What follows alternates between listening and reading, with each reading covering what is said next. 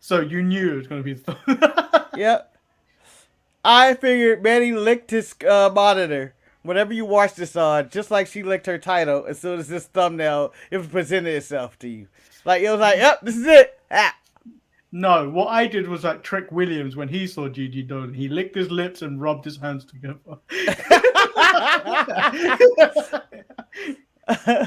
I'm really glad you said hands together because I didn't know where that was going. I licked my lips and said I rubbed my hands together. Oh, thank God. Thank God.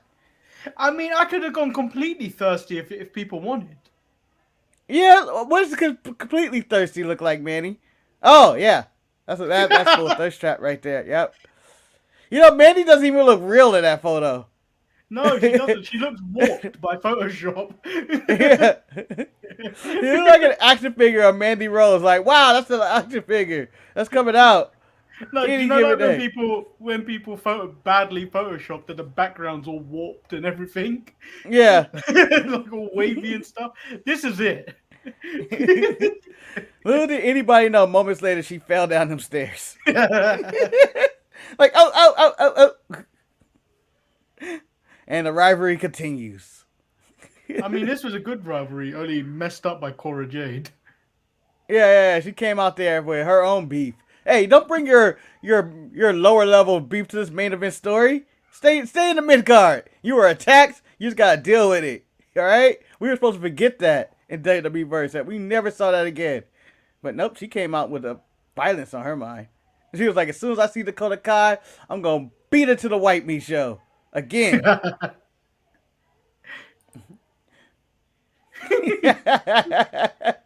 And Joe Gacy fights a sad clown.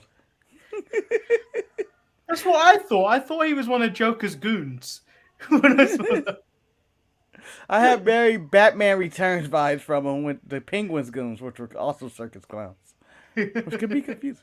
So to me, Boa now has ascended himself to superpowers of the sounds of music. He has tapped into that Finn Balor, but clearly not as good. Clearly not as good. I don't think it's superpowers. I think it's Mei Ling living within him. He has a 1,000-year-old woman inside of him. That just sounds like that's called cancer or something. I think age caught up with her. She turned to dust, and then that's what he inhaled that dust, and he's become Mei Ling. Nice. The legacy continues. The legacy continues.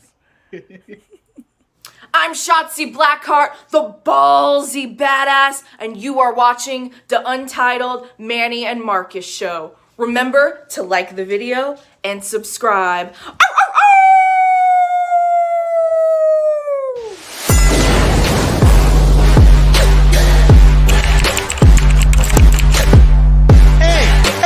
Hey! Oh! Check out the Marcus and Manny show. I hate you both right now. You guys are ridiculous.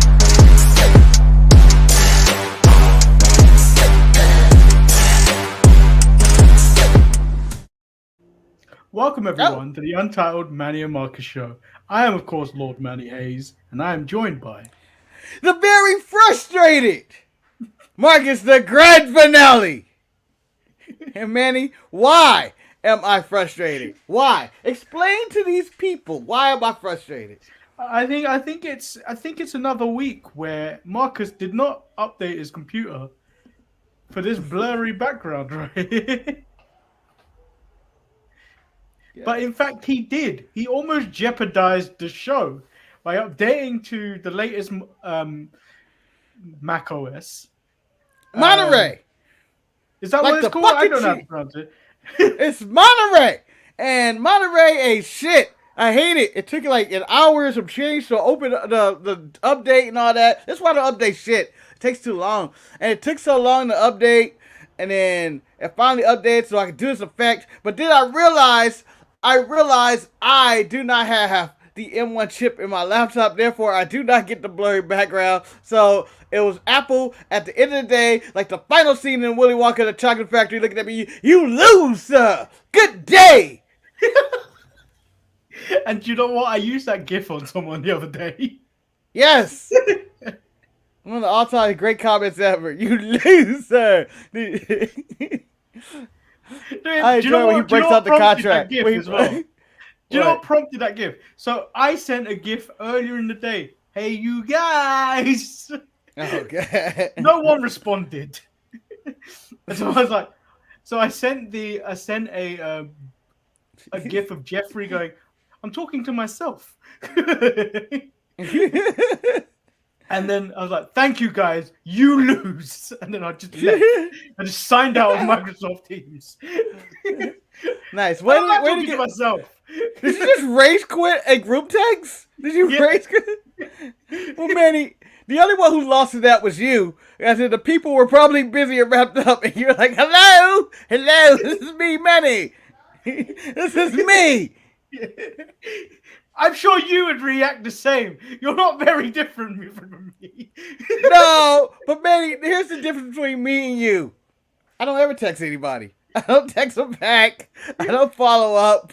I'm a horrible person to message because you may or may not get a response. And you and Eric and everybody that knows me know this, that it's if I respond, it's with a emoji because it's easier on the type, or two, you get a 2-letter LOL or a clap or something like that. I don't really do the texting thing. I'm an old-fashioned person who likes to do Morse code and Morse code. So you're there. Morse code. Manny, you need to stop cursing. You need to stop cursing, all right? You need to stop cursing, all right? And that last part, I can't even repeat on air what you did. What you did right there was borderline racist, and it could have got us both canceled. I don't know what you thought you were saying, but it was not it. I apologize for Manny's behavior for all the Morse codes people who are listening to the show. Could you imagine if there was a podcast just done in Morse code? Why isn't there? Why isn't there? I feel like there's a market. Who's going to listen to that? Sailors? I don't care. Morse code movie reviews. It's for the people who are communicating with probably the kidnapped hostages who thought the only way of getting out of their cabins was via Morse code. Sounds like a movie to me. Maurice is in the chat. And he helped out in my current project, the Racism in Wrestling project, which episode 1 is almost ready. Almost. Episode 1, The Phantom Menace. I don't know why we called it that. But just like in Star Wars, I don't know why they called it that, to be honest. Also, shout out to all the veterans out there in the United States. Happy Veterans Day. Thanks for doing the damn thing as much as possible. It's also Remembrance Day in the UK today. Ooh. Is that just like Veterans Day? It's pretty much similar to Veterans Day. It's where you pay respect to all the people from World War I and World War II. Yep. Kind of the same thing. Yep. We Although we glorify it by wearing red poppies. Okay. I lost mine in the move, and I didn't really want to order another one. we celebrate ours by giving people free pancakes at Denny's and stuff at restaurants. And See, that seems far more better. I'm sure there's other things out there. I'm sure there's other things, but I'm mostly associated with free pancakes a day because Wayne, Eric's brother-in-law, and friend of the show, I believe he showed up once or twice randomly in the background screaming or something at his kids. But he would go. He's a veteran, and he normally goes through his rounds of restaurants this time of year or this day, and he'd just be at Denny's. Yeah, he'd go to Denny's and Applebee's, all the restaurants he normally wouldn't eat at, and he'd just go get free meals and free stuff. Let's go to the rounds. I mean, I would do it. Yeah, it's not beneath me. I have no shame. Yeah, I haven't had shame in years. That's why I do this podcast and say the stuff I say. No shame. No shame, just shade. In this edition of Morse Code Weekly. And various shades of pay. Yeah. That would be my alternate podcast name, Various Shades of Petty. No, I think you're Marcus and the Petty Factory. Which is a variation of Charlie and the Chocolate Factory. He's so petty. He invited all the people he hates to this factory. And it shows up. It's just an actual empty factory. And told them, ha ha, losers. Ain't no fun here. No memories. You're not even worth killing like Willy Wonka did. You're not even worth it. Is there anything in the news you want to talk about today? No, I don't think there's anything. WWE looks like they're having a fantastic UK tour. Everybody seems to be happy at AEW. Keith Lee is running around the streets talking about his medical bills and expenses. Scarlett's called herself a smoke show. There is nothing going on in wrestling this week. Newsworthy. I know Finn Balor's been sent home from the tour early. I thought he returned. He allegedly got injured, so I think they pulled him from the UK tour just in case of Survivor Series. No, I thought he was pulled for one event, but he came back. Oh, maybe Randy Orton saved a small child in the UK from getting squashed. Yep. Too bad he couldn't say Karrion Kross from getting squashed by Jeff Hardy. Hey. And Xavier Woods ain't getting paid anything for his contract. Yeah, down. If there was a story to talk about, that would be it. Strike! The first wrestling strike that may be effective. He shouldn't have signed the deal. He should have had somebody look up. It seemed like I don't know what the deal was. I haven't seen a contract or anything, but it seemed like it was probably signed going like, oh, I get to continue to do my contract and I get money too? This is great. So apparently WWE owned that anyway. Yeah. They didn't buy it off him. Apparently they owned it already. Oh, really? Yeah. Oh, shit. Well then. Make your money, Woods. Hold out. But yeah, I think the report was that he was being taken advantage of, and I think everyone has stopped making content for that, just in solidarity for Woods. And I think that's the right thing to do, because like it's not easy, that shit. Like you got to edit it, you got to plan all that shit out. Obviously they're all busy now because they're touring again. Yep. And on a side note, we do our show, and there's parts of our show that you may say, hey, this is an easy show they put out every week. This is actually, on a difficult scale, probably about a 3 out of 5, maybe a 2 out of 5 or something like that. This is probably a 8 or 9 out of 10 or something like that. I don't know where my scale went, but it's like a 4 out of 5. I'll get all this shit together. You think it's easy looking for images like this? It is, but I feel like you do that on your spare time anyway.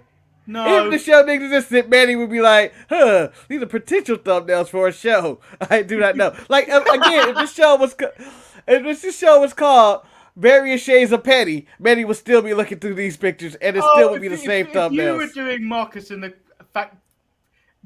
the Chocolate Petty Factory, I would definitely be producing that. Which gives us ideas for the holiday season. Why have a holiday season without pettiness, guys? Why have that? The one thing we won't be doing is that Christmas Carol again. Oh, shoot. We should do it. You tried to schedule it last time and nothing came of it. Yeah, but it was too late. It was like 2 days before Christmas. This time, we're 2 months before Christmas. We're already in Black Friday. We have time. We already have time. So this year, maybe we get a live reading of A Christmas Carol done only by the Sharpshooters Wrestling Podcast. The remake of the original audio version of this. Maybe there'll be costumes and, design and sets. Right, none of that. Sets. Yeah. Sets. I didn't say set on anything. I didn't say what kind of sets. For all you know, I was talking about new, what's the knives and fork sets? Spoon sets? What are they called? I don't know. Sets of cutlery sets. Well, we'll leave that to simmer. With this simmering. I kind of want to tease it every year and then never do it. Never do it every year. So let's move on to NXT 2.0. Hey, that's new. So basically what happened was I deleted the original file. So I had to make everything all over again. Nice. Lucky I had the old file, so I could go work backwards from it. But man, Nice. Saturday when I realized that happened, yeah, took me 2 hours.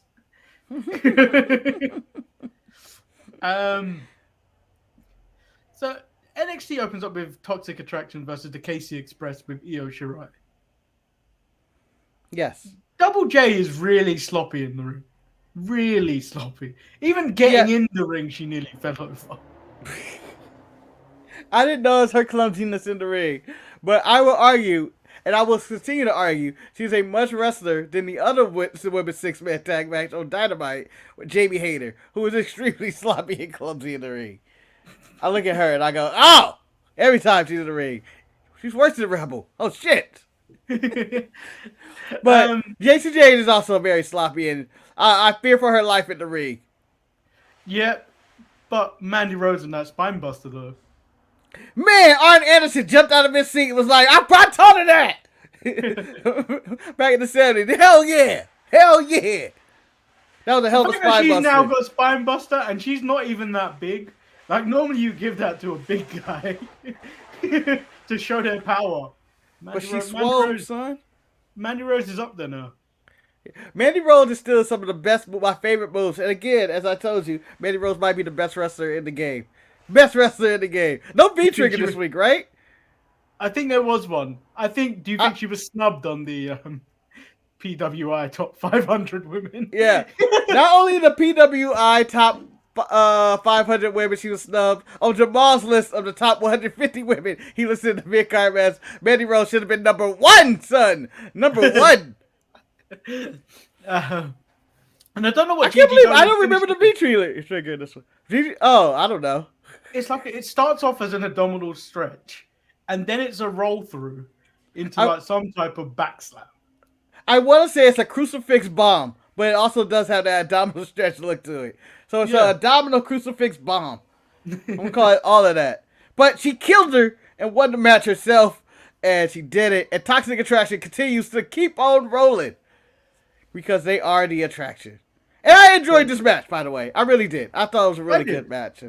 I don't know if Toxic Attraction together as a unit has had a bad match. And I'm being serious on this one. I know I'm talking about Mandy Rose being the best in the world and all that. Yeah, as a unit. Oh, so we're excluding that JC Jane one when she nearly killed herself. That was actually a good match until she died. And it's, you know what? And I believe Gigi and Mandy held it down or whatever. I forgot how it ended. I forgot what they did. Did they turn to like a regular triple threat or something? Or they turned into a singles match, right? No, it turned into a triple threat. It was a fatal four-way. It was a fatal four-way, and then it turned into a triple threat. Something like that, yeah. Something like that. Yeah. It went around that bout or a singles, whatever they did. It was still a good match, even though. I'm saying Toxic Attraction is must-see TV, even though no one's watching NXT 2.0, but probably me and Manny. And everybody else, and the other people are just judging it by what they see or hear on the internet. It's not what they feel. They're basically judging it on what they feel is happening. Yeah. What happened on NXT this week? Oh, you don't want to see that shit. What happened? Yeah, you don't want to see it, man. What was the main event? Pete Dunne versus Carmelo Hayes. Oh, that had to be terrible. It had to be terrible. So speaking of Pete Dunne, Pete Dunne's in the back. And he says Tony the dickhead knows where to find him. You can't change his name because you couldn't pronounce D'Angelo. How dare you? How dare you? Where to find him if he wants a piece of the baddest man on NXT. Yeah, right here. And then Trick start calling crazy. Trick just comes out. So I managed to transcribe as much as I could about what Trick said. Ooh. Trick says Pete was the baddest man on Twitter last week. He calls him a bum. His mum's a bobblehead. His dad's a bootlicker. Then some nonsense because they bout it. You know, he made it real personal real quick for no reason. Yeah. You called your mom a bobblehead. He called his mom a bobblehead. At that moment. A bootlicker's worse than a bobblehead. Well, a bobblehead means she's wop, wop, wop all day long sucking dick. And then Melo That's said not- some sensitive shit. And then Yeah. Pete threatened to break his fingers tonight, and then Trick pulls Melo away.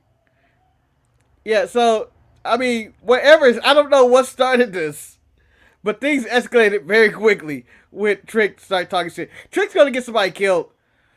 You can't just be screaming shit like that out. He's gonna get Melo killed.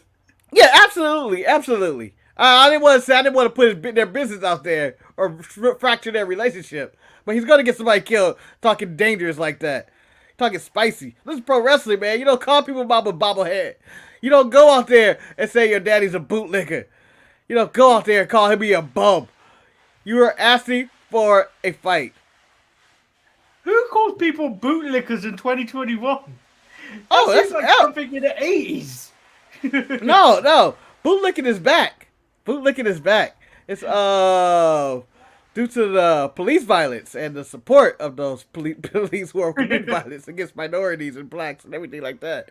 Bootlicking is back. And you know what? People are licking the boots harder than ever these days, I feel like. So we get two segments that are on site. The MSK segment, which I ain't got a clue what was going on there. They're high and they're lost and they're trying to find their way home. But it's mostly they're high. That's what I'm getting from this. So we're getting weed heads in Wonderland. Basically, Yes. Alice in Wonderland trying to find her way home. Yes. And then Although we I get think the they should go segment. more trippy in this one. Yeah, the GYV segment is really weird. They steal someone's phone, order some chicken wings, and then they get the chicken wings, and then a life lesson is learned, Marcus. If you can distract the man, you can distract the ref. I was completely lost and befuddled by all of this. Going like, I mean, I've never learned a lesson quite like that. yeah. Are they grifters now? Is that their whole thing? I mean, I'm lost and confused on what just happened to GYV and why they order all that fattening food. I didn't understand why they needed to Postmates all that. Are they not being paid well? I understand they haven't been to the paid window in some time, but maybe if they turn in some of their suits. And who eats chicken wings in suits like that? People from the ends, or people that have gone to court. Yes, on my way to court and church. This is why I wear to court. This is why I also wear to church. I alternate on different days. I've eaten chicken wings in a suit. You've eaten chicken wings in a suit like that? Yeah. Well, I'm not sitting on the ground. Yeah, sitting on the ground, sitting outside. After just cutting them in. I just feel like it was all far-fetched. They were in Florida, damn it. It's too hot to be doing Can't we something all like be that. like Dusty Marcus, just a common man? Isn't that what we call the American dream? Your American dream is sour. It is now a nightmare. Ready? It is now a nightmare. It is now married to Brandy Rose. Okay, that's where your American dream went. Ugh. So the next match of the night was Kaylee Ray versus Saray. Kaylee Ray had a stare off with Mandy Rose as she came to the ring, but this was actually a pretty good match. Probably the best ones they both had since being on NXT America, the main NXT America. You don't even know what to call the show. No, this was the battle of we were in limbo when they decided to cancel NXT. We thought we signed up for this other NXT. I don't know. We were brought over in the middle of this transition to this 2.0 phase where it was like, okay, now what do we do with Saray, the goddess or whatever she is of the sun, who I believe is in limbo. They're both in limbo because they're both coming over to different things. So this was a really good match. Saray posted on Twitter after NXT. I don't know who took the picture of her because she was all like in fetal position, and then like on the lines of like I can't stop losing. They look pretty sad. Yeah, she's sad. She's gonna bounce back. I like Saray. The more I see her, the more I like her. I really missed that she didn't get that drop kick going though. But yeah, solid match. Solid women's match. I feel she's more likable than Riho. They both have the similar dynamics, and she appears a bit more likable than Riho. Maybe because Riho doesn't look like she can hurt you. Are we going to compare all the Japanese women to her already? Because we could go like Saray, Riho, and then but she's more likable than Riho, but not as likable as Kairi Sane. Who I still miss. Damn it! Bring her back. Which version of Kairi Sane though? Because I like Asuka Flunky. I like the evil Kairi Sane a lot more. Yes. Evil Kairi Sane. Honestly, I can take both back. The pirate wasn't that bad. The greatest form of Kairi Sane is the recorder Kairi Sane. Yes. Yes. Oh. Shout out to all the Japanese wrestlers out there who are doing things. Whatever happened to like all the Japanese wrestlers AEW had? There was a thing. That was a thing going on. Like they had them all over here and they were fighting for titles. But they all just got all the Joshi wrestlers are gone. I think they're all on Dark again. That's the problem. They don't highlight these women enough on their main shows. Unless you're Britt Baker, Thunder Rosa, Anna Jay. No, Jade Cargill gets her 2 minutes. Ridiculous. Ty Conti has 3 title shots. Neither Rose and Ty Conti, I think, have the most title shots of anybody. Yeah. So we get the Braun Breaker promo package from him being in the UK. Tell me this just doesn't prove he is the guy. That was just I am the guy. He is the guy. I'm the guy. Look, I am touring with them. Me and Ciampa are both over here. No, I am not a champion. I've only been on the TV for about 3 or 4 weeks. But I am touring with such wrestlers as Walter and Becky Lynch and everybody else. Take a look at this photo of me. I am the guy. I like the story that Rick Steiner was going to appear on NXT at Halloween Havoc, but they pulled it. Or he decided to pull out last second. I guess once his son decided not to win. Because he's the guy. But he has political power now. Yeah, he has political power now. He has the political power. He can keep people down. I can't wait for years later when people are doing shoot interviews talking about how Braun Breaker kept him down. Can't wait. So we move on to Joe Gacy versus Boa. Joe Gacy's interview before this match, he said Boa is hiding his true self now that he's wearing face paint. He sends the message to Haaland that he shouldn't feel shame, feeling uncomfortable living in his own skin. Oh, hopefully Haaland's okay. It's heartfelt. I am moved by this man every single week. But Marcus, this is hands down Boa's best match ever. Yes, it is! I am going to chime in. Iron Man Boa came in there, and he was ready to go. And yes, he looks like a sad clown. And yes, this match ended weird. But you guys tell me, don't do that.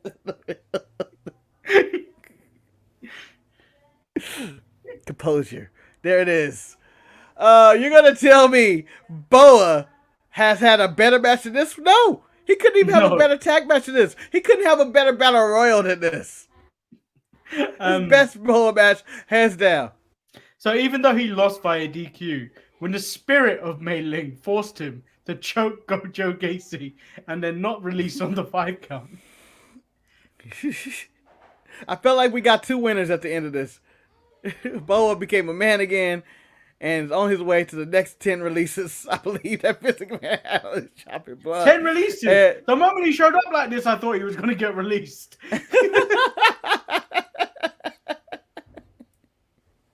He's on his way out. I'm assuming he's gonna be in the next one with Thatcher and everybody else. I don't know who the other 10 are, but he's a part of it. So we move on to the next segment, Marcus, where it's shout out to NXT UK, unmolested. You are Japanese. I am Japanese. We are Japanese. These are serious facts. These are serious facts. Yes, and they came at it. They can't ask that. And meanwhile, Bibbs was pissed. Was pissed. He said, "Turn that shit off." Basically, guys, get over here. We gotta cut a promo. This is bullshit. We're gonna fuck them up. And I know these are his exact words, and his words were a lot more clever and a lot better. He judged him, and I appreciate everything he said. Because that was bullshit. That we're two Japanese guys, we gotta team up together. You don't. I mean, it was almost like someone handed him the memo, and it was like, this came from Vince, and he read it out. And I feel like this is how it was written on the paper. Yeah. Black guys team with black guys. Japanese team with Japanese guys. Chinese team with Chinese. Come on, you see where I'm going here? Samoans team with Samoans. And random. And family always team with family. This is the memo. These are the rules. So you guys come up with a name. Come up with a name. Bivens also said Roddy beat Odyssey Jones like he owed him money. And knowing Odyssey Jones, he probably does owe him money. True statement, and I went, yes. Tell me, Marcus. Jacket time. How cool was that entrance video? The jacket opened into the clock. I was like, yes! Whoever made that is magical. He should be working at Pixar. Whoever made that, please got a memo. We need a Titantron for jacket time. And then I bet you their immediate response was, "What the fuck is jacket time?" I'll tell you about it tomorrow. Japanese guy, two Japanese guys teaming together. What am I supposed to do now? They're going by jacket time. What am I supposed to do with this crap? You sent me this. Amazing. I have how many hours? 3 hours before we go on air? Fuck. And then Manny's over here like, yes, it's the most amazing thing ever. That guy's going like, oh my God, I'm a disgrace. This is what I'm doing. My parents hate me. My father won't talk to me. I stayed up all night, missing my daughter's recital last night, just to figure out what the fuck I was going to do with the team jacket time. Marcus, if I was the employer, I'd play in the video of Kyrie Sane playing the recorder. Your daughter's recital was never better than this.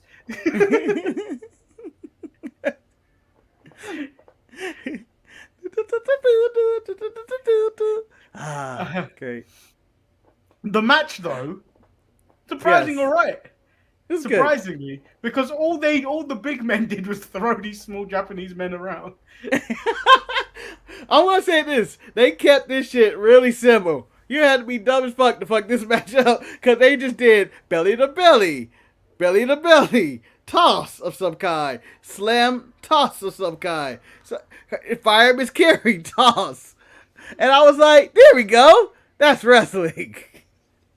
But it was a really good, it was a solid match. I think the bigger one's Julius. He put some work in, man. Yeah. But it was a solid match. I don't feel bad for wrestlers like most people who in the chat go. I feel, not our chat, but they just go like, I feel bad for these wrestlers. I never say this, but I think Kushida could do so much better anywhere else than Jacket Time. Yeah, I think when I saw Jacket Time, I thought it gets Kushida on TV, but Kushida's talented. But I also thought, didn't he do all this kind of silly stuff also with? I can't remember the group he was. He was in that group with Ricochet as well, wasn't he? Chaos? I don't know. No, it wasn't Chaos. Taguchi-san or something like that? Yeah, why not? I don't know. It's probably wrong. I believe you're 100% wrong. But he did, it was more, but it was within the spirit of, traveling through time and stuff. But do you still get a match of Kushida doing his technical prowess? And, I just feel like Jacket Time, he's above Jacket Time. He's above Jacket Time.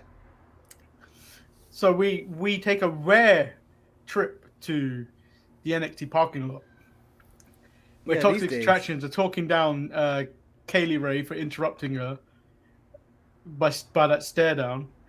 But then they're interrupted by Raquel, who tells them she will deal with them later and to keep her title form. And then Raquel gets to the ring and just starts screaming so angrily for Dakota Kai to come out that she breaks into full Spanish. So you know she's pissed. She's pissed. She's coming for you, Dakota. Honestly, in my head, I saw flames. It was like when Ghost Rider pulls up. When she pulled up, I was like, I'm gonna kill Dakota Kai. And we come back from the break, and she gets in the ring, and she says exactly what I was feeling. I'm gonna kill you, Dakota Kai. And Dakota Kai, you're a dead woman. You're ruining my momentum. I was going to the main roster, but you know what? They offered me a contract to go to the main roster, and you know I had to turn that shit down because I was like, is Dakota Kai gonna be up here? They were like, no, I'm going to have to kill that bitch then. I saw this later. I had to kill that bitch first. That bitch can't be walking this planet. So when Dakota comes out, she comes out laughing. Says it felt so good to hit her with that shovel. She then engages in a pull apart with Cora Jade. But after it, Raquel said, this bitch is mine, Chiquita. Yeah, that bitch is mine first. Now they call dibs on Dakota Kai, which is only leading us to one thing, Manny. It's only leading us to this one thing. War Games! Team Raquel, Team Dakota. It's happening. I want it to happen. It's going to be Levi Dakota and asks, Toxic Attraction. Oh. Do you think Raquel makes it to the main roster? Yeah, she's a big woman. Yeah. I believe after War Games, too. Yeah. I can see it happening. She's the next part to Rhea Ripley. Yeah, I can see it happening. I got her making it to the main roster. And not only that, I can see the motorcycle becoming a thing in the main roster, in which she comes down very American Badass style and does the turn around the ring with the stairs up and everything around the circle. I can see the whole thing. thing. Bike, though.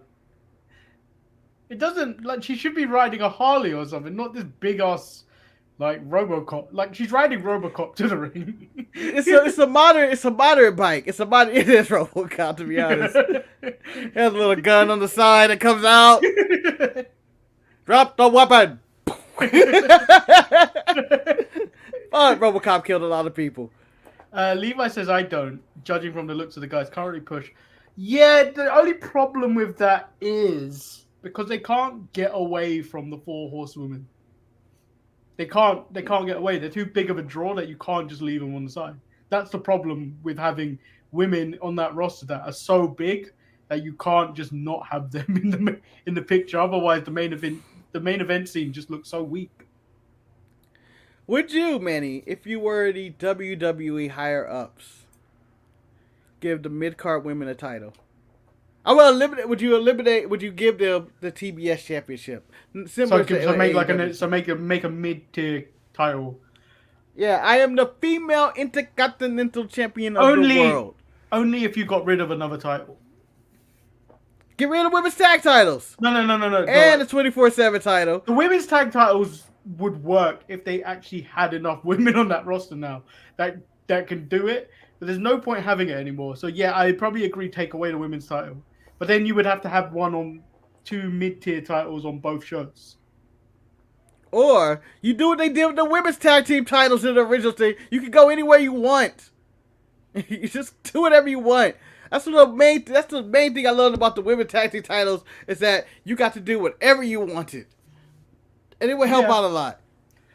Champions should be able to do whatever the fuck they want to do. So Levi did say, Manny, she's a big Mexican woman without implants. Yeah, she can make it. You can make it. You can make it. Yeah. Levi also says, I worry she'll get cut. I personally think she can be a great opponent for Charlotte, but she has the same body composition as Rhea. I mean, that you don't put them on the same show. That's the one. That's the one way around it. I think I think if you're planning for the future, she will be there. But as long as Charlotte when Charlotte goes to AEW, things will move around. Okay, so my favorite segment, Chase U, is now talking about mental toughness. Well, he clearly doesn't have any. He clearly doesn't have any. You got to visualize your success. Anything can throw you off at any time. And once you lose your mental focus, you are doomed for failure. I have already broken your mental toughness today. How's that? How's that? Yeah. By showing you this man. You son of a bitch. I showed you this man, and you were unable to focus on your own point. Well played. I have learned my lesson. I, for now, will have mental toughness. My mental toughness will be as strong as Braun Strowman and as fearless as... Fucking damn it.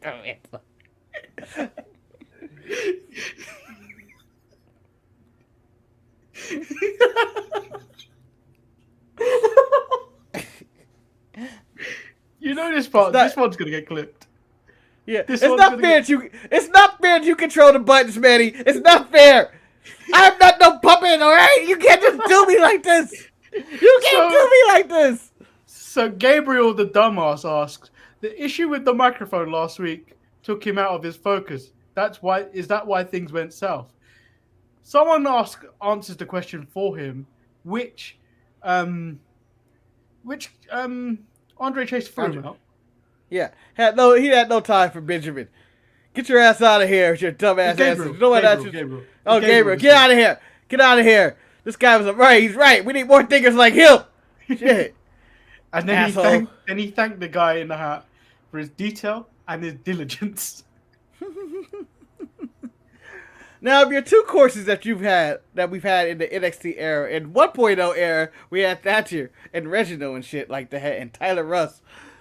He had his classes, and now you have Andre Chase. Which ones are you more of a fan of?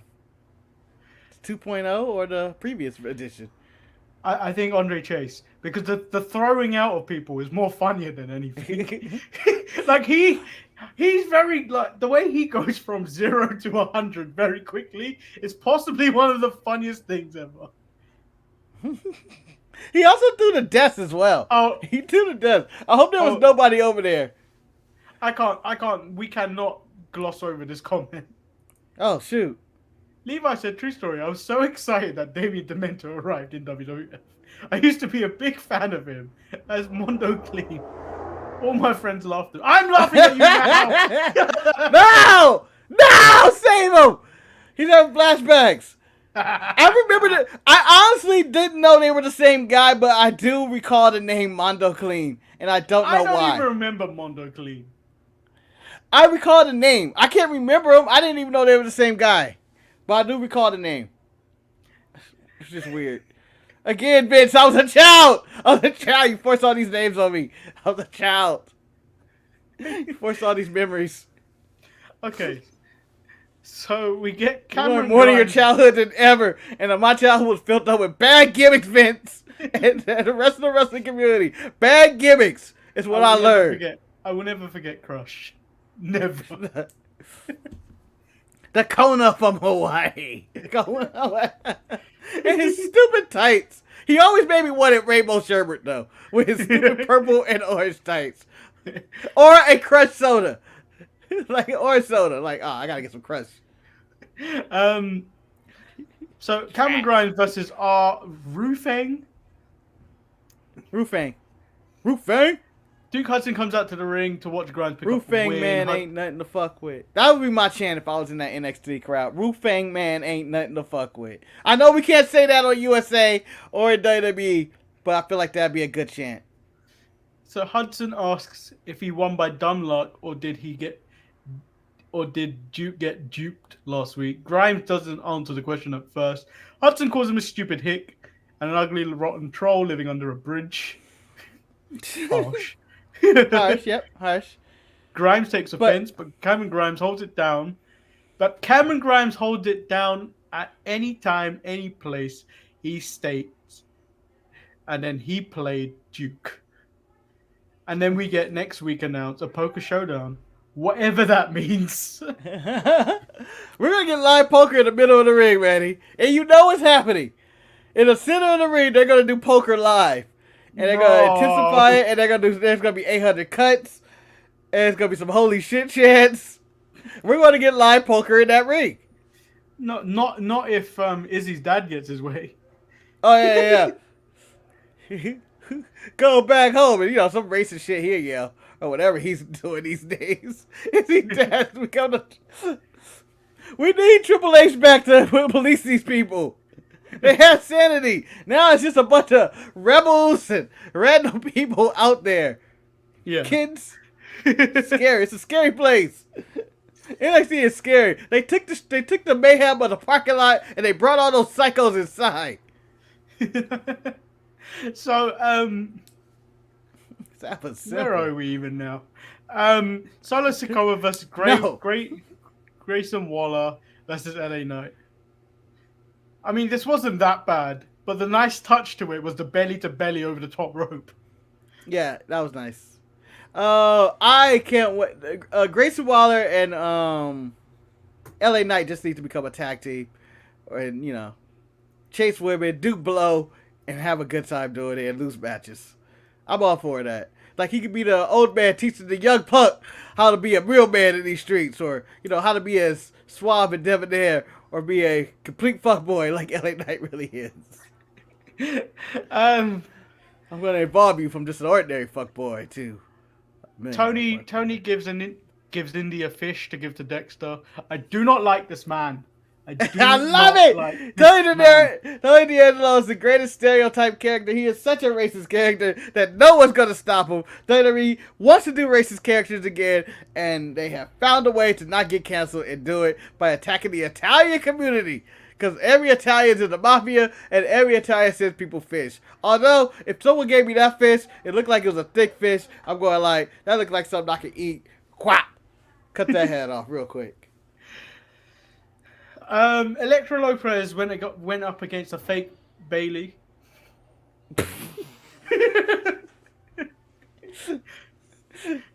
No, this is the skin that Bailey shed. He's left behind. Just like, yeah, when I grew out of this shit, I just left it alone. For those that need to know, the real name is Erica Yan. She got fucked up. She got beat up within seconds. The match was over very quickly. I was wondering where Santos was. That's a good question. Elektra got on the mic and said she wants Zion Quinn to come out. She asked him to join Legado del Fantasma. He says no, then gets rid of Mendoza and Wilde, and then blocks the slap, forcing sexual tension between the two. Yes, that's the exact same thing I was gonna say. The move he did, sexual tension. If he was a Pokemon, he go through attacks. He used sexual tension, and it happened. I think that's just straight out of the playbook of Mark Henry too. Somewhere Santos is going like, I didn't invite this guy. What is this shit? You just can't invite people you're trying to bone. Get out of here. Get out of here, Elektra. How dare you? That's basically what just happened. And Wilds and Mendoza, you ought to be ashamed of yourself, letting her just invite this man for no reason. I have no authority. Santos is like, yeah, put this guy in. I saw him dancing last week. So we no longer have Takeover anymore, because they removed that from the name. But War Games is coming back December 5th. Sunday, pay-per-view on the WWE Peacock, or Peacock with the WWE Network, or however the hell they want to phrase it. Yep, it's back. I don't know how they can do War Games in this setup they have right now. Like, I was looking at the Performance Center, or whatever they call it. What do they call it? NXT 2.0 Arena. Is it the CWC still? CWC. But I don't know Whatever what they it stands for. The Capital Wrestling Center. But I guess I guess they're gonna do it in there. I don't know, but I feel like War Games seem bigger than that. I don't know. We'll see where we go. I just realized I named the show wrong because I knew what I was gonna write today before I started work. It was supposed to be Melo does miss. Hey, we're gonna get a lot of hits because they're gonna think we're talking about Carmelo. Yeah. And how he shoots in the Staples Center. He don't miss in the Staples Center. Ball the road, he can't hit a shot. Fucking Lakers are terrible. Pete Dunne versus Carmelo Hayes. This was a really good match. Really good main event. And Hayes has the potential, even though there's unfortunately ceiling, when he gets called to the main roster. Yes, you United States champion written all over it, potential. he looks so good in the ring. He doesn't look like he needed to be on NXT U 2.0. He just needs a character. His in-ring work is clean. I think character work he probably needs to work on. Yep, and that's where Trick comes in. I'll be all Because the character you need. So far, I don't need this soft-spoken guy because I already got a Rey Mysterio. You already got Dominic Mysterio. You don't need any more soft-spoken guys. I need aggression. I need ruthless aggression on the roster. I need some of the Braun Breakers, homie. More of those Braun Breakers. So I ask this question to you. Pete Dunne carried the NXT UK brand for 2 years. Do you think he should have been the guy instead of Tommaso be holding the brand for NXT in original NXT 2.0? You know, coming to me with this question, man, I have no idea. You could go either one. I mean, he has the youth over Tommaso Ciampa, but then you go, what do I do with Ciampa? I feel like Ciampa's a good gateway drug before you go to Dunne. Yeah, but oh, go ahead. I just think Dunne carried NXT UK and it proved well. He served his purpose. I think he can be that guy that carries NXT 2.0 because he's done a lot of work with the younger guys already, and all of them have come out looking good. And he's also had already like solid matches with the NXT Black and Gold crew. Yeah. Let me tell you this, man, this is why NXT did not go with Pete Dunne. It's because the higher-ups who run NXT, not Shawn Michaels or the now faded away Triple H who disappeared into oblivion, wouldn't mind Pete Dunne doing that. However, Vince McMahon wouldn't allow Pete Dunne doing it. He has a thing against people with accents. As soon as you don't have an American accent, he doesn't push you. That's what happened with Wade Barrett. That's what happened with anybody else, Rusev, Andrade. I think that's what's the reason he doesn't have that. Yeah, but he speaks English. There's the people you listed don't speak that great of English. That English is their second Wade Barrett language. had bad news every week. Spoke but great Wade English. Barrett had his own problems. He was injury prone. Yeah, she had that too. And Alicia Fox and all his other I problems. don't think Alicia Fox came into that question. No, I think he. I know. That was just all. I think him always stuff. being injured was his problem. But what I'm saying is that I don't know. We have never seen someone from the United Kingdom carry a WWE brand, and don't say Drew McIntyre because that doesn't count. That whole year doesn't count because there were no fans. Yeah. So that was NXT. I thought it was a solid show. It got a C. I think a C or a C plus grade in the mid card mess. And then I watched it. I shouldn't have looked at the grade, to be honest, before I watched it. Because I watched it pretty late last night. I think depending on what you like in wrestling, I could see why it would be a C plus. Because it was mostly like storytelling that on 2.0 this week. But I enjoyed the wrestling, so for me it's just on that B tier. Oh, you're going to B. So, if I'm grading letters, since we put me in this situation, I have to grade a letter. And we're already 53 minutes of the show now. I was like, I need to do it quick. Yeah. Oh. And we haven't started talking about the Dynamite. But I would give this I'll probably go C. Even though I laugh at the Boba stuff, it's a little cartoony. The flickering lights. And then you have the Grimes and Duke Hudson, their poker standoff, and I hate the name Jacket Time. I know you enjoy their graphic, but I feel like Kushida could do so much better. I'm telling you now, I'm gonna. But other than some of that stuff, the other part of the show was good. On Saturday, I'm making the graphic for it. But for no reason.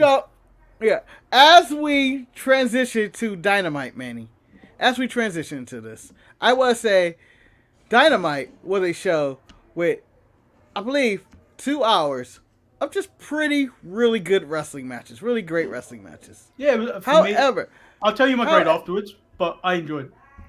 However, to me, it lacked any story or had me not really hyped for Full Gear. Other than the main, I guess, ending, had the only real hype for the pay-per-view, I felt like.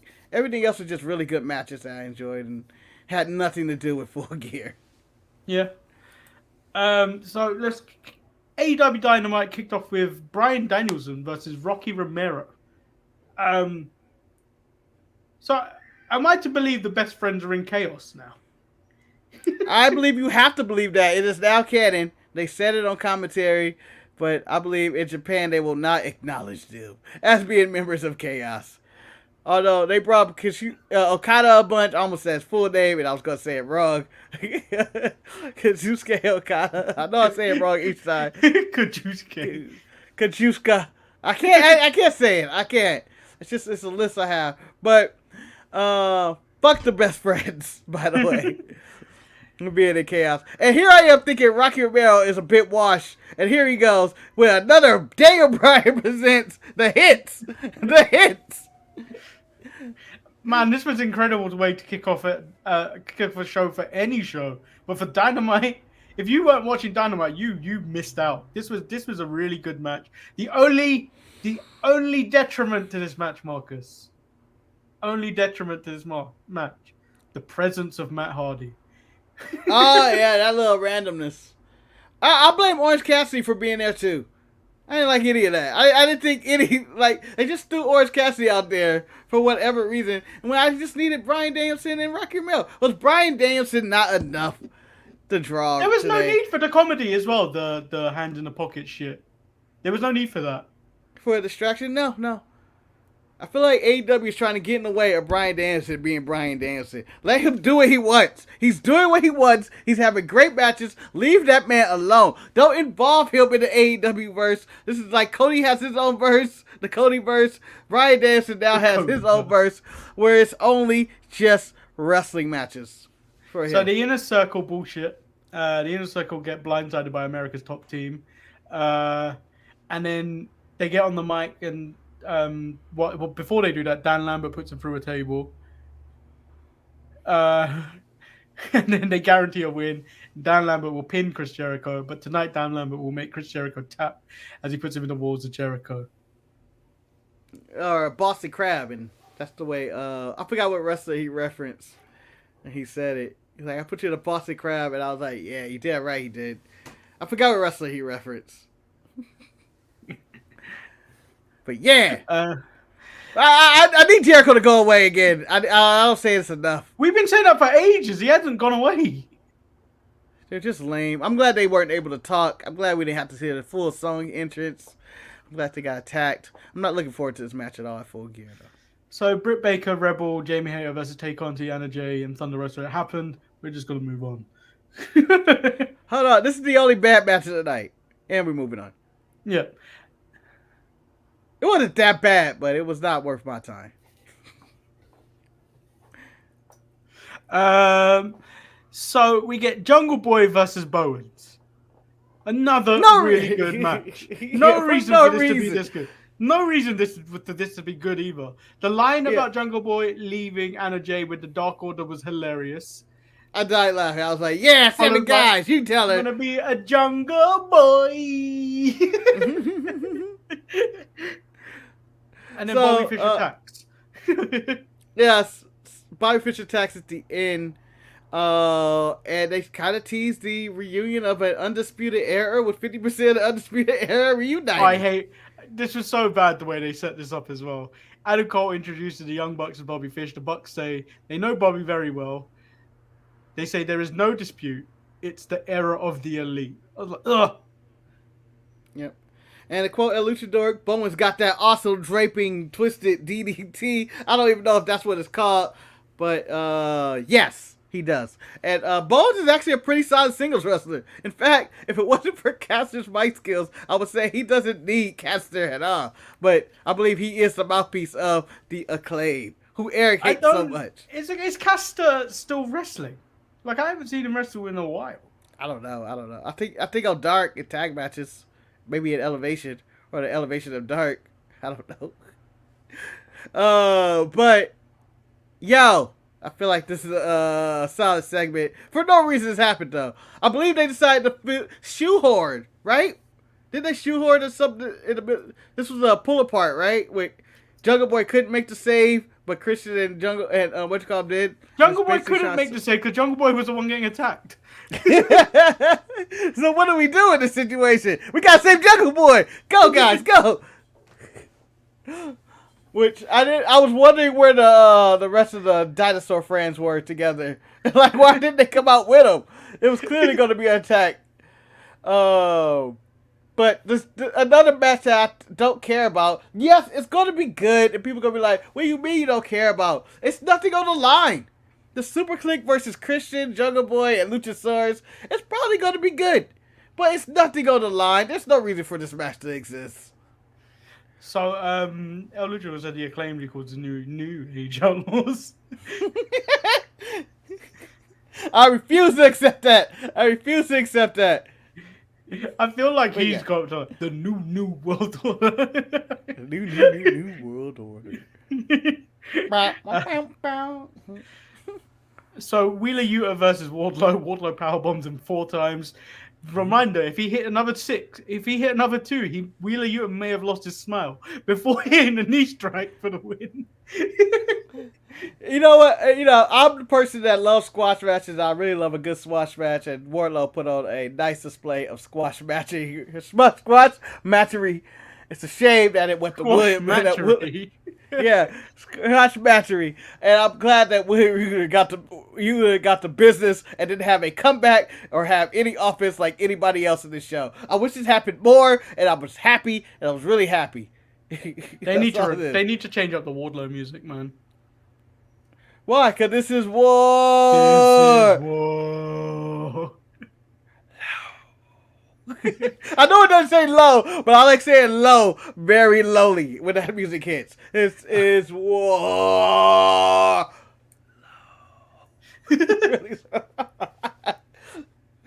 So, yeah, he came out by himself and just whooped ass. That was pretty much the segment, right? Yeah. Oh no, I was thinking that there was going to be no attack at the end of the match, because in every AEW segment there has to be an attack at the end of the match, and then someone has to make a save. And turns out there was. So there's a CM Punk Eddie Kingston pull apart with Sonjay Dutt making a rare appearance. I think Matt Jackson was trying to hold back Eddie Kingston at one point. It was Matt Jackson. Why is Ruby Riott there? She's always there for Eddie. Eddie, stop! Eddie, stop! Why were any of these people there, man? None of these people are on the show. If you look back there, none of these fucking people had anything to do with Dynamite tonight. CM Punk didn't have to speak tonight. Eddie Kingston had nothing to say. They were not on the show. They were just in the back because they were like, "Oh yeah, Full Gear is Saturday. We need to advertise this match we just threw together last Friday." So, an incredible. I'm gonna give it to you. Dante Martin, Leo Rush versus Matt Sydal, Lee Moriarty. Incredible tag match.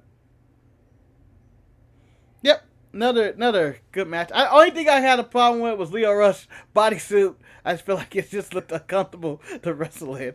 But other than that, really solid match. This is the only match in AEW history where I knew the black guy was gonna win. Well, they put them all.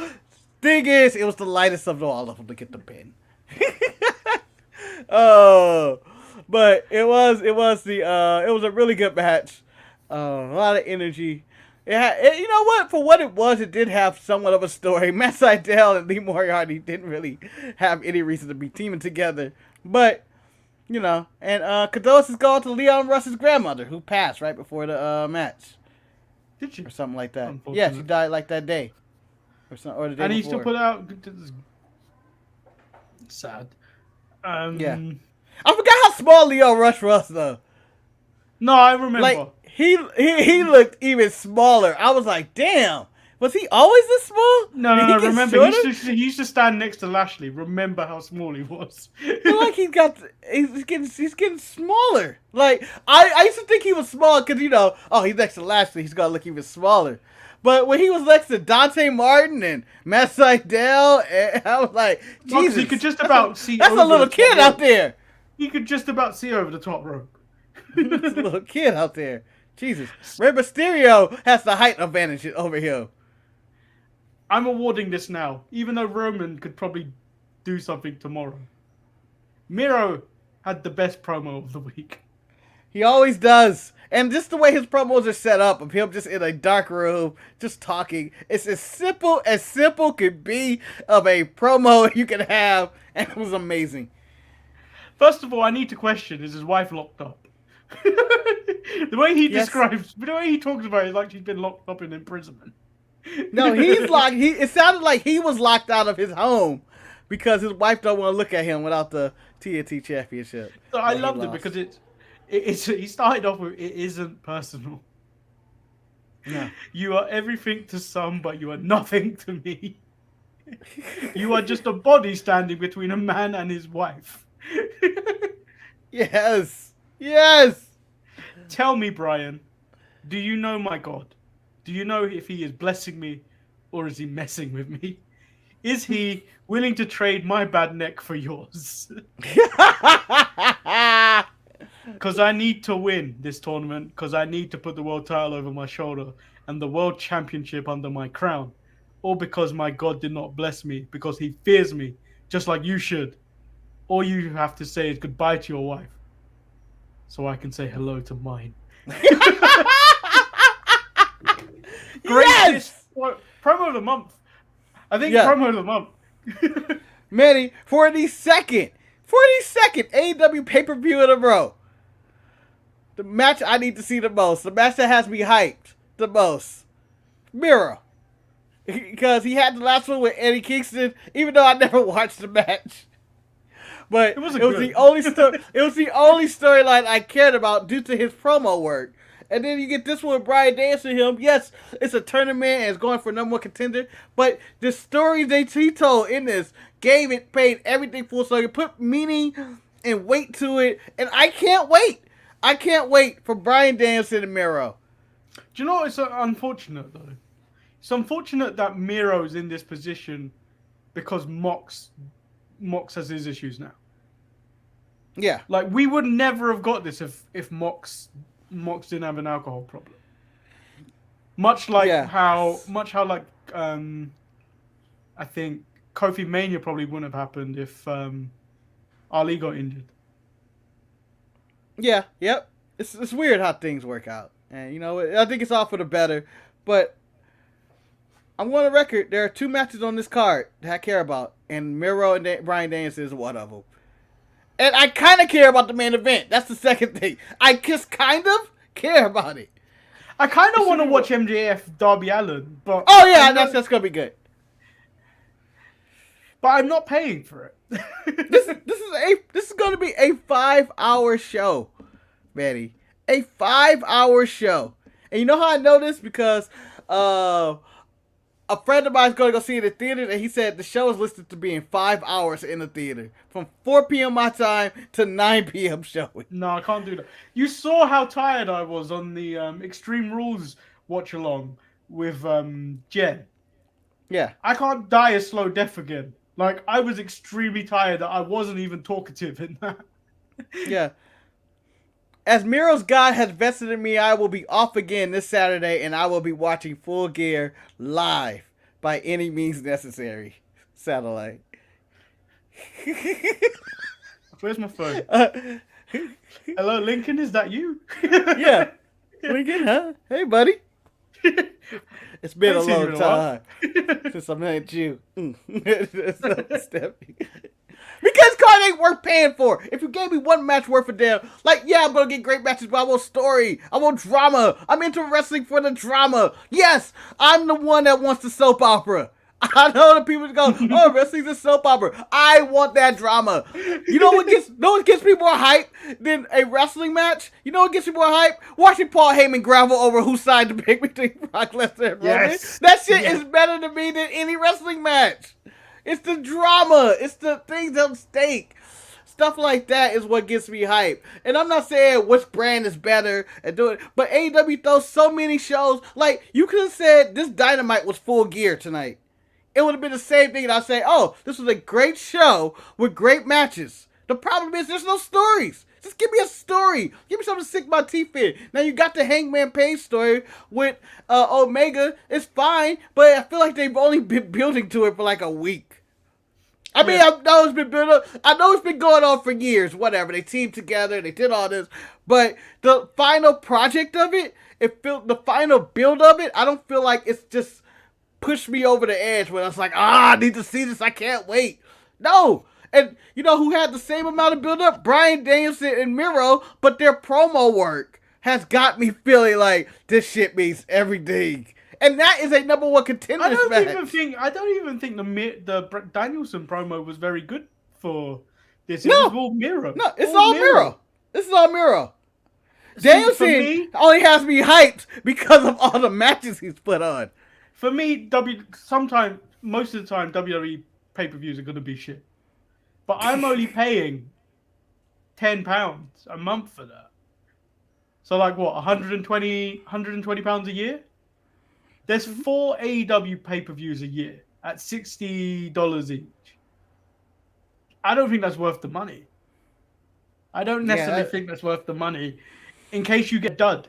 Not that you will, but in case you get a dud. And then the fact that there's rarely any proper story payoff. Like, I don't think you get the amazingness of Kofi Mania without all the backstory that went into it, all the hardship and everything. Because we all wanted that to happen. And the fact that we got that, there was a massive payoff. I swear. Or even Yesamania. Yeah. Even though it was as convoluted as it was and whatever, how we ever got there, it just felt like a moment and stuff. And, you know. And even people hate the moment, but it is an all-time moment of when Lesnar got beat by Undertaker. That moment of, what the fuck? Yeah, will stick with everybody forever. Yeah. That long fucking streak. I'm disappointed that the TNT title isn't defended on this show. That Sammy Guevara is just thrown into this Jericho bullshit. I don't even know what the tag team champions are doing. Penta and them will fight somebody. I don't think they're even. Oh, they're fighting FTR. Yeah, they're fighting FTR. Whatever, not real much build up there. It's probably gonna be good and fine. No, Cody, I think it's fighting Malachi. Isn't Cody fighting Malachi again? No, it's Cody and Pac versus Malachi and Andrade. Feels like a fucking Dynamite match to me. All these feel like Dynamite matches. It was announced literally on Dynamite. I was just like, that has to be pre-show. You can't put it on the main show. There's barely any build to this. Yep. And I want to also agree with El Luchador. If WWE had less pay-per-views, like 4 or 6 a year, they would have better shows. And I think more people will be invested in their product instead of these monthly pay-per-views that don't matter as well. But, you know, it feels like package deal. To me, WWE still only has 4 pay-per-views.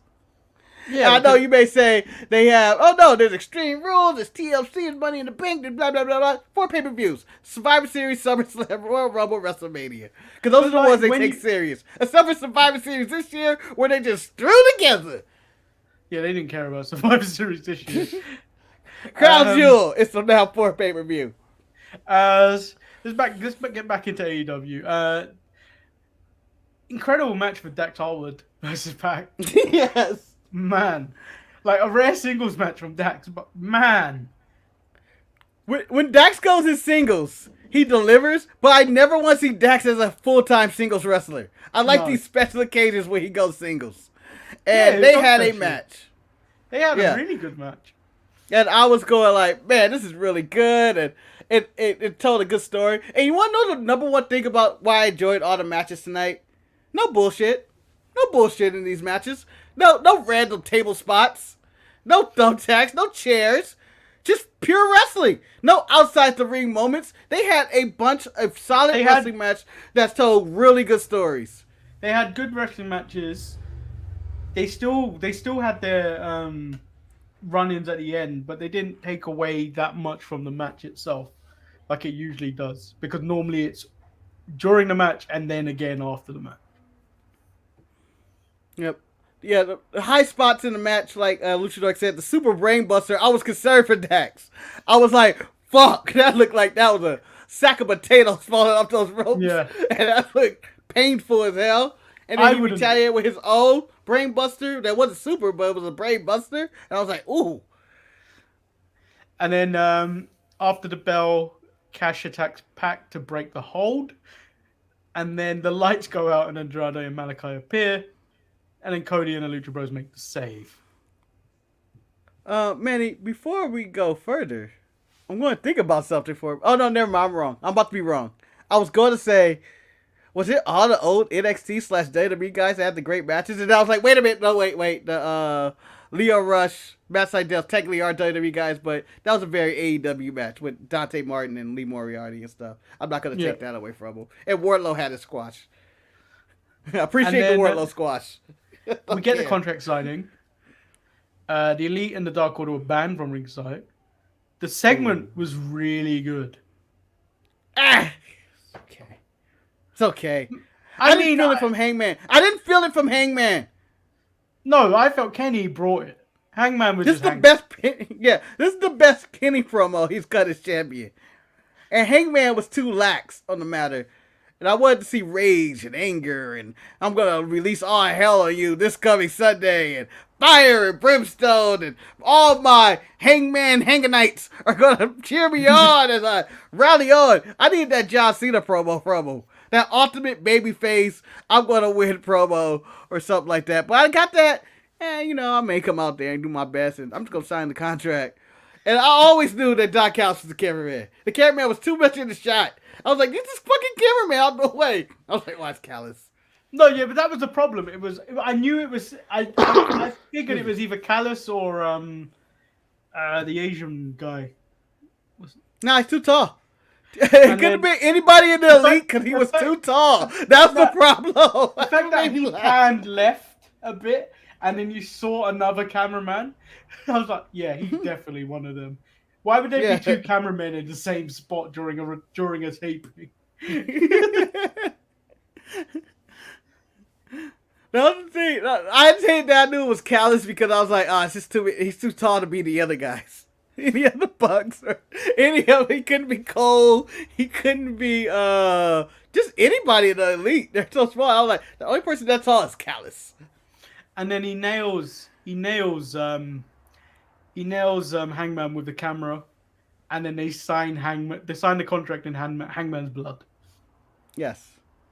Nice ending. I like the ending of the show. It was the only one that I felt like really, other than Miro's promo, this is the only one that felt like that built toward Full Gear. Jericho shit was just a random fight. I think this was the week to do promos to try to sell me. But I think they think their final countdown show, which no one's going to watch at like 1 a.m. Eastern time. I know, whatever the hell Rampage is. Directly after Rampage. No one watches Rampage! Who's going to watch this? I'm going to stay to watch people talk? No, you filter it in there. I don't know. I mean, they play the exact same stuff before or on YouTube. I wouldn't waste your time watching it on a Friday. Watch it on Saturday morning if you have to. with your cartoons. I'm giving this show a B+. I will go as far as just give it a regular B, maybe even a C, because I feel like they failed to execute. I give it a B. Because I just feel like I gave NXT NXT a B. The problem. I gave NXT a B. I enjoyed this more than NXT, so this is definitely a B+. But if I was having the decision whether to pay for Full Gear or not, this hasn't sold me to buy it. Yeah. It wasn't the final blow to get me to just be like, yeah, I have to. This is must-watch TV. Because, honestly, I got my pay-per-view tonight, man. I saw some great matches. It felt like a pay-per-view worthy of quality of matches. with the just as amount of story that's into the Full Gear pay-per-view. In the Full Gear landscape of it all, I think CM Punk and Eddie Kingston might be the worst match of the night, even though I bet you people are going to love it. And that's the end of the show. And we're definitely going to end it. See, I've grown up, Manny. I've grown up. You don't overuse Boa. You weren't the one talking. That's why. Yes, I've grown up. I've matured. Boa don't shake me no more. You've overused him like they've overused CM Punk speaks in their segments. Fucking piñata on his neck.